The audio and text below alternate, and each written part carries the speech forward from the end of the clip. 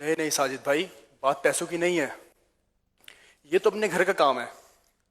آپ ایسا کریں، مجھے اپنے گھر کے سب ڈاکومنٹس بھجوا دیں، میں کل ہی اپنا کام شروع کر دیتا ہوں۔ یہی تو مسئلہ ہے، جب تک وہ اس دنیا سے جائیں گے نہیں ڈاکومنٹس نہیں مل سکتے۔ نہ مرتے ہیں نہ جان چھوٹتی ہے۔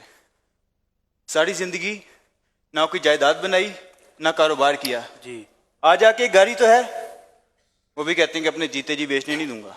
ایک ہی بات کی ضد لگا رکھی ہے، کہتے ہیں کہ میرے جیتے جی مکان نہیں بکے گا اور مرنے کے بعد بھی حصہ شریعت کے مطابق تقسیم کیا جائے گا۔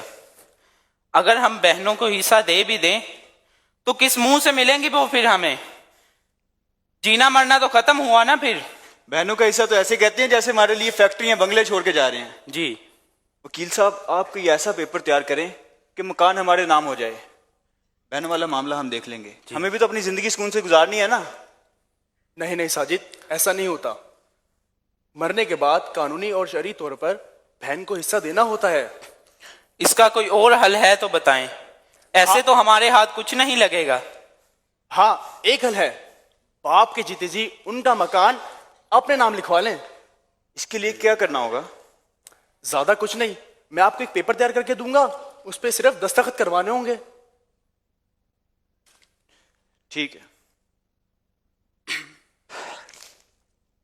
بہت مشکل کام ہے، خیر گھی سیدھی انگلی سے نہ نکلے تو انگلی ٹیڑھی کرنی پڑتی ہے۔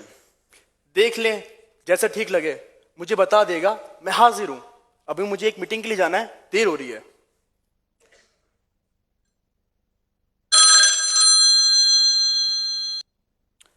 السلام علیکم۔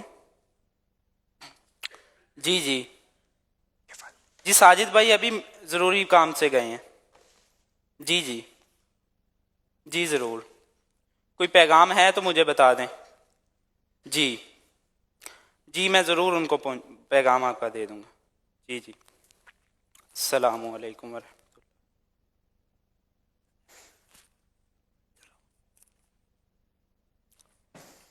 میری بات سن بیٹا، ایسا نہ کر، میں آپ کو بول رہا ہوں ایسا نہ کر، ان کو جو ہے تنگ نہ کر، میں تمہیں بول رہا ہوں۔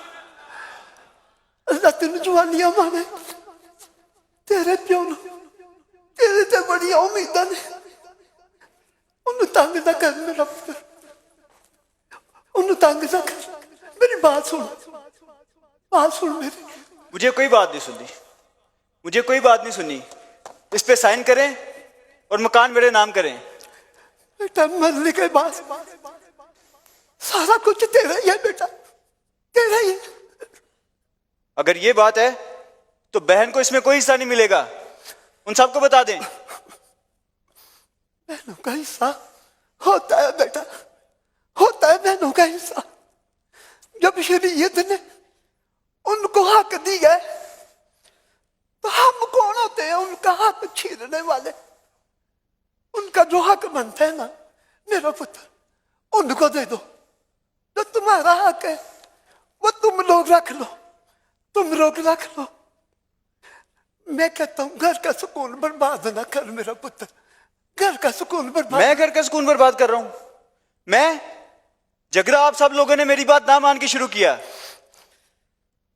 بہن کی شادی کی، اس کو جہیز دیا، ساری زندگی وہ اس گھر میں سکون سے رہی، کسی چیز کی کمی نہیں آنے دی، اور مکان میں بھی حصہ دینا ہوگا۔ عجیب دماغ خراب کر کے رکھا ہوا ہے آپ لوگوں نے۔ نہیں بیٹا، دماغ خراب، ٹھنڈے ذہن سے سوچ، تیاں تیاریاں ہوتی ہیں، گھر والے کہتے ہیں برائیاں ہوتی ہیں، جب شادی ہو جاتی ہے وہ کہتے ہیں برائے گھر سے آئی ہے، نہ ان کا وہ گھر نہ ان کا یہ گھر، تیاں تیاریاں ان کا حق بنتا ہے بیٹا۔ جب قرآن نے ہمیں یہ تعلیم دی ہے کہ کسی کا حق نہیں رکھنا چاہیے، تو جو میرا بیٹا اس کا حق بنتا ہے نا اس کو دے دے۔ میرے مرنے کے بعد یہ سب کچھ آپ کا جو ہے نا، سب کچھ آپ کا ہے، میں کہتا ہوں اس کو چھوڑ دے، جو اس کا حق بنتا ہے اس کو دے دے۔ یہ سب کچھ ادھر ہی رہ جانا ہے پتر، ادھر ہی رہ جانا ہے سب کچھ، ایک ایک کر کے بندے ٹر جانا سمجھ میری اتنے رہ جانا سب کچھ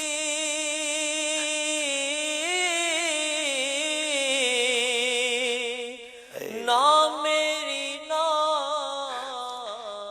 تیری اے دنیا چار دہاڑے اے جوگی والی پھیری اے دنیا چار دہاڑے اے جوگی والی پھیری نہ اے مال خزانے تیرے نہ اے مال خزانے تیرے نہ حسن جوانی تیری جس دا مال اس لے جانا اے تینوں ایویں ہرس بدھیری جس دا مال السلام علیکم ورحمۃ اللہ وبرکاتہ. کیسے بابا؟ وعلیکم السلام کیسے ہیں آپ؟ ٹھیک ہیں؟ خیریت سے؟ چنگے ملے تھے آدھی کیا ہو گیا بابا جی؟ آپ پچھلے پروگرام میں بھی پریشان تھے. یہ وہی بیٹا جو باہر گیا تھا واپس آ گیا؟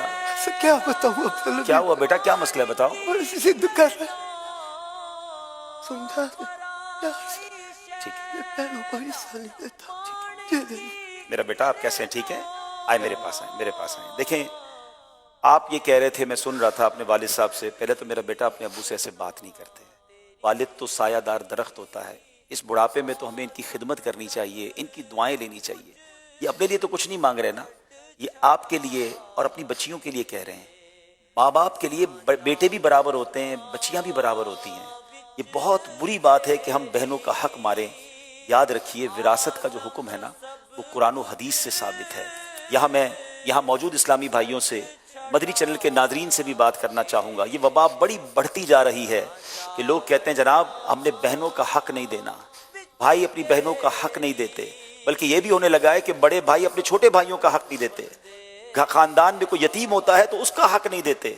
یاد رکھیے وراثت یہ قرآن و حدیث کا حکم ہے، اس پہ بالکل کوتاہی نہیں کرنی چاہیے. میں چند باتیں آپ کو بتاتا ہوں. وارث کو اس کا حصہ دینا اللہ تعالیٰ کے احکام کی اطاعت ہے، جبکہ اسے محروم کر دینا یہ کافروں کا طرز عمل ہے، احکام الہی کی صریح بالکل واضح خلاف ورزی ہے اور جہنم میں لے جانے والا عمل ہے. اللہ کریم قرآن مجید میں ارشاد فرماتا ہے وَتَأْكُلُونَ التُّرَاثَ أَكْلًا لَمًّا وَتُحِبُّونَ الْمَالَ حُبًّا جَمًّا. ترجمہ کنز العرفان، اور میراث کا سارا مال جمع کر کے کھا جاتے ہو اور مال سے بہت زیادہ محبت رکھتے ہو. سرکار دو عالم علیہ الصلوۃ والسلام فرماتے ہیں من قطع میراث وارثہ قطع اللہ میراثہ من الجنۃ یوم القیامہ. میرے بیٹا غور سے سنو، ہم سب کے آقا اللہ کے آخری نبی فرماتے ہیں یعنی جو شخص اپنے وارث کی میراث کاٹے گا اللہ تعالیٰ قیامت کے دن جنت سے اس کی میراث کو کاٹ دے گا. آج میں کسی کا مال دبا لوں اور مجھے جنت میں جانے سے ہی روک لیا جائے، اس مال کا کرنا کیا ہے؟ ارے بہنیں تو بھائیوں کا مان ہوتی ہیں، ان کو حق دیجئے، اللہ آپ کے مال میں برکت ڈال دے گا. وراثت کے مسئلے میں سنگین ترین صورتحال یتیموں کو وراثت میں محروم کرنا ہے، انہیں حصہ نہ دینا ہے. اللہ تعالیٰ قرآن مجید میں ارشاد فرماتا ہے ان الذین یأکلون اموال الیتامی ظلما انما یأکلون فی بطونہم نارا وسیصلون سعیرا. آسان ترجمہ قرآن کنز العرفان، بے شک وہ لوگ جو ظلم کرتے ہوئے یتیموں کا مال کھاتے ہیں وہ اپنے پیٹ میں بالکل آگ بھرتے ہیں اور ان قریب یہ لوگ بھڑکتی ہوئی آگ میں جائیں گے. ہم کیسے جہنم کی آگ کو برداشت کر سکیں گے؟ اگر پیٹ میں آگ بھر لیں گے تو برداشت کیسے ہوگا؟ حضرت ابو سعید خدری رضی اللہ تعالیٰ عنہ سے روایت ہے رسول اکرم صلی اللہ تعالیٰ علیہ وسلم نے ارشاد فرمایا میں نے معراج کی رات ایسی قوم دیکھی جن کے ہونٹ اونٹوں کے ہونٹوں کی طرح تھے، ان پر ایسے لوگ مقرر تھے جو ان کے ہونٹوں کو پکڑتے پھر ان کے منہ میں آگ کے پتھر ڈالتے جو ان کے پیچھے سے نکل جاتے۔ میں نے پوچھا ہے جبرائیل یہ کون لوگ ہیں؟ عرض کی گئی یہ وہ لوگ ہیں جو یتیموں کا مال ظلم سے کھاتے ہیں۔ ہم کیسے یہ جہنم کا عذاب برداشت کر سکیں گے؟ اے میرے پیارے اسلامی بھائیوں، مدنی چینل کے ناظرین، یہ تو ہم نے ایک فرضی خاکہ کیا ہے، مگر دل دکھتا ہے جب یہ باتیں سنتے ہیں۔ ہمیں لیٹر آتے ہیں، میسیجز آتے ہیں، ان بہنوں کے میسج آتے ہیں کہ ہمارے پاس کھانے کو نہیں ہے، ہمارے بھائیوں کے پاس فیکٹریاں ہیں، گاڑیاں ہیں، مگر کہتے ہیں تمہیں وراثت میں حصہ نہیں ملے گا۔ آج نہیں دو گے کل کیسے جواب دو گے؟ یتیموں کا لوگ مال کھا جاتے ہیں۔ بھائی اگر والد کا انتقال ہو جائے تو بڑا بھائی اپنے چھوٹے بھائیوں میں حصہ تقسیم نہیں کرتے، ان کی رضا کے خلاف کام کر رہے ہوتے ہیں، اور بعض اوقات کرتے بھی ہیں تو اپنی حساب سے کر لیتے ہیں۔ ایسا نہ کریں، یہ خاندان، یہ بھائی بہن تو ہمارا خون ہے۔ پتہ ہے ماں باپ کو کتنی تکلیف ہوتی ہوگی ان کی روح کو کہ ان کے دنیا سے جانے کے بعد بھائی بہن آپس میں صرف چند پیسوں کے لیے لڑ رہے ہیں۔ خدا را ایسا نہ کریں، دل بڑا کریں۔ میں آپ کو پھر مشورہ دیتا ہوں، یہ وہ معاملات ہیں جو ہم خود سے حل نہیں کر سکتے، ہمیں علماء کرام سے، مفتیان کرام سے رجوع کرنا چاہیے۔ آپ کی دعوت اسلامی آپ کو آفر کرتی ہے، آئیے ہمارے دارالفتہ اہل سنت میں۔ آپ چل کر نہیں آ سکتے، آپ ہمیں ای میل کر سکتے ہیں، آپ ہمیں فون کر سکتے ہیں، آپ ہم سے رابطہ کیجئے۔ آپ کو آپ کے پورے خاندان کی وراثت کا پورا حساب ہم بنا کے دیں گے، مگر ایک نیت کر لیں، ایک ایک روپیہ وارثوں کا ہم دیں گے، کسی کا حق نہیں دبائیں گے۔ یہ مال حرام ہے، جہنم میں لے جانے والا کام ہے۔ تو میرے بیٹا اب آپ بھی نیت کر لیں کہ انشاءاللہ اپنی بہن کو انشاءاللہ حصہ دیں گے۔ ابو سے معافی مانگے بیٹا، ابو کا ہاتھ چومیں، بابا جی یہ تہاڈا بیٹا ہے، انشاءاللہ اب فرما بردار ہو جائے گا۔ آپ دونوں پھر قافلے میں سفر کریں انشاءاللہ، ٹھیک ہے؟ ماہ قافلہ چل رہا ہے، آپ اس شکرانے میں ان کو قافلے میں لے جائیں، یہ بہن کو حصہ بھی دے گا اور انشاءاللہ آگے جا کے اللہ آپ کو حیاتی دے، اس کے بعد اپنی بہنوں کا خیال بھی رکھے گا۔ ماشاءاللہ، بہت بہت شکریہ۔ انشاءاللہ اللہ سلامت رکھے، بہت شکریہ، جزاک اللہ۔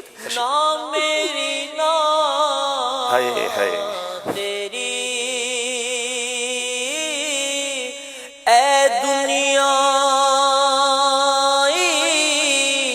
چار دہاڑے اے جوگی والی پھیری۔ بڑے بڑے مسائل ہیں ناظرین، پراپرٹی کا ریٹ نہیں آ رہا اس لیے نہیں بیچ رہے ہیں۔ ایک بھائی بیچارہ، میں خاندان کو جانتا ہوں، ان کے والد صاحب کروڑوں روپے کی جائیداد چھوڑ کر گئے۔ بڑے بھائی کہتے ہیں ہم نے ابھی نہیں بیچنی کیونکہ جناب ابھی ریٹ نہیں آ رہا ہے۔ کئی سال گزر گئے ہیں، ان میں سے ایک بھائی انہی کی فیملی کا رکشہ چلاتے چلاتے دنیا سے چلا گیا۔ کروڑوں روپے والد نے چھوڑے تھے، مگر بھائی بہنوں میں اتفاق نہیں ہے، شریعت کے معاملات پر عمل کا ذہن نہیں ہے۔ کیا کریں گے ایسا مال؟